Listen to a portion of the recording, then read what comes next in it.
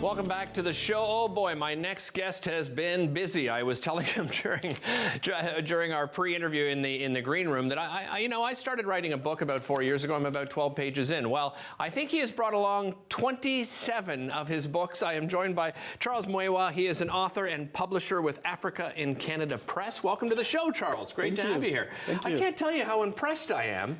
I know a great deal of authors have come through our doors over the years, but I'm not sure anyone has brought this many books before. Tell me a little bit about your background. How did you get into writing? Well, my background is that I loved writing very young. Okay. Actually, I was writing in my sleep. I would just be told that my hands were moving. Really? And when I was in primary school, I would be getting any opportunity I had to write on my thighs. Literally, I could write a novel on my thighs. Okay. So it was probably something that was... You were born with it, yeah. Probably. You weren't writing cheat notes on your thigh, No, were you in school? no. I ought to check on these things just to check. And I think another amazing thing about you, you've written in practically every genre. That's correct. That is an incredible skill. How do you find ways to delve into all of these different genres? Well, it's almost like something that arrests you, literally. You get this arresting of your mind, your soul, your spirit together into focused into a particular, theme right. or directive that you want to produce. It doesn't leave you until you gave birth to it. So is there a process, or does something come to you and then you start writing? What's your writing process like? It depends. For novels, I get it sometimes through my dreams. Okay. Literally, I would sustain a story. I'll start a dream, and if it cuts, I would want to go back to it and finish it, and scribble down as much as possible before I forget the main themes. Right.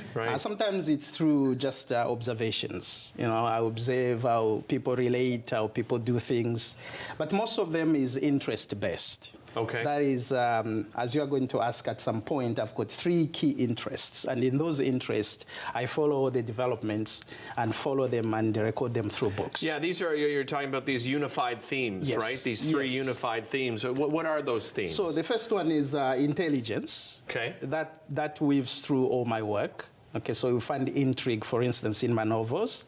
The other thing is law, because I have a law degree. Okay. So I literally delve towards that end. And I've got some sort of a religious background, so God features into all those. Interesting. So those 3 are weaved throughout all my works. And that's how I get to go.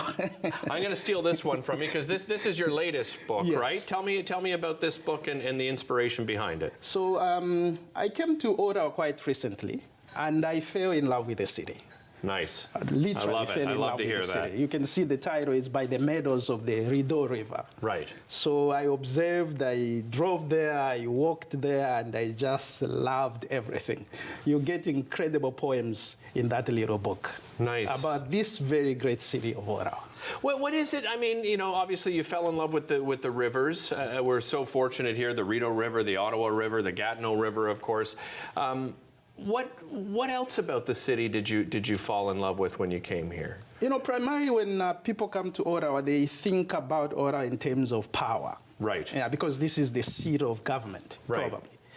But that was probably one of my expectations. But once I walked into the streets of Ottawa, I met the people, I walked through, places, and then that power thing just disappeared. Yeah. I start to feel that there is more to this city than just making laws and legislating. It thrives almost in every arena of life, especially in nature. Yeah. I've captured a lot of nature in that little book. Very nice. And it is all here. What a great description of the city. I love it. And it's great because you come to this city with a different perspective, right? Because you didn't grow up here, so you come with fresh eyes. And That's I think correct. Sometimes when you're born somewhere and you've been here a long time, you don't necessarily look at it with fresh eyes like somebody like yourself. Another incredible thing about you, Charles, is the fact that I'm not sure if there's how many there are, but you're one of the only Black book publishers in the entire country. Why and how did you get into publishing? So anyway, this is also Black History Month. Yes, so it of will course. be incredibly relevant to speak about that. So people of African descent haven't written quite much. Let's be truthful. Let's just get to the word. And my advisory is that readers and writers are leaders, actually. Because Agreed. ideas come through books. It comes from creative writing and other writings. So when I came here, I started as a self-publisher. Okay. And self-publishing was incredibly very losses after losses. Yeah, I would come up with an idea, I give it to a publisher, I would literally get 0 royalties out of it. But after 5 or 6 years, I started learning the ropes. Okay. So I started getting into publishing. And I decided I'm going to own a publishing company. Because, I mean, there's a competition out there, especially before social media, it was all brick and mortar. That's right. So you need to penetrate through these gigantic, industry of publishers. Yeah. But I started small. Then I came across a friend who had registered a company in 1992. He's a black Canadian, a Zambian Canadian. Okay. So he had done nothing with it for many years. So I decided to get it. Okay. And to rebrand it. And I then put in some sort of spirit into it. And now African Canada Press is owned by me.